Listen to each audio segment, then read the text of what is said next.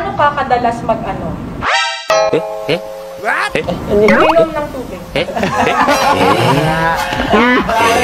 Kasi marami pong madalas kong inaano eh. Maglinis ng bahay, maghugas. Madalas ako maglaba. Pero uminom ng tubig, everyday po. Ito talaga si Stevie. Ilang araw sa araw? Ilang araw sa ilang day? Kadalasan kasi every night ako talaga, every night ko tinotodo eh. Every night ko tinotodo, yung pag-inom ng water. Hanggang madaling araw? Oo, kasi pag bago ka matulog, dapat hydrated ka eh. So sa gabi, tinotodo ko talaga. Mag-ano? Mag-inom ng water.